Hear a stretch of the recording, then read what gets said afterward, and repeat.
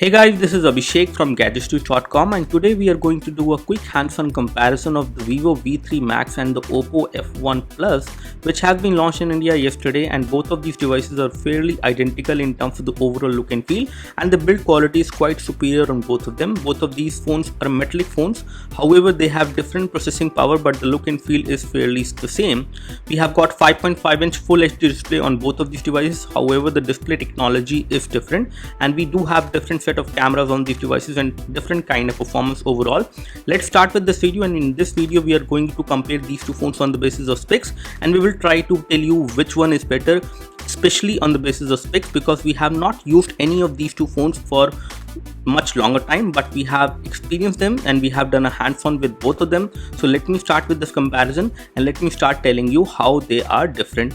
Starting with the comparison, the first thing I would like to highlight is the build quality and design. The build quality of both of these phones is metallic. They have got metal at the back. Both of these phones are unibody phones. The overall look and feel of the Oppo F1 Plus is a lot like iPhone 6, whereas the Vivo V3 Max is slightly different. The overall form factor of these phones is fairly similar, but the Vivo V3 Max is slightly bigger with thicker bezels compared to Oppo F1 Plus. Both of them has got the metal brush finishing over there at the back side, which makes them slippery overall. So both of them are slippery, but the build quality is very much premium on both of these two phones.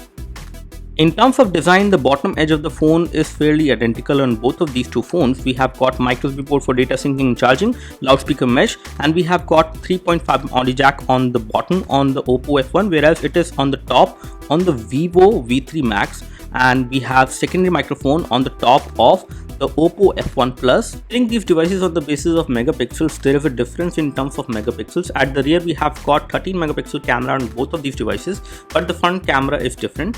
The rear camera on both of these devices is capable of recording high definition video. You can take panorama photos as well. You can also take photos in HDR, and you do have support for recording a full high definition video from both of these. Both of them have got LED flash with a primary microphone, which is again going to help you to take better photos in low light. The camera performance is fairly identical. We did not notice much different results in the camera photos which we took from both of these two phones.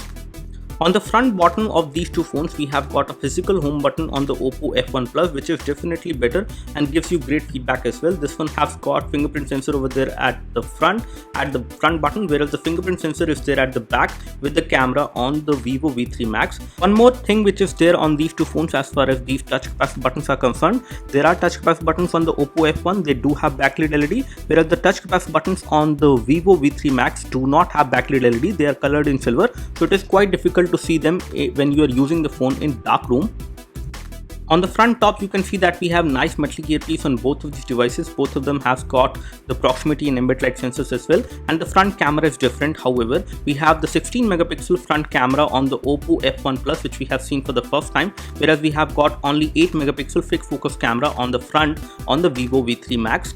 And comparing these devices on the basis of front camera, the kind of results which we got on the Oppo F1 Plus is definitely better than the Vivo V3 Max, and it is not about megapixels, it is also about the overall clarity of the photo which you get from the Oppo F1 Plus.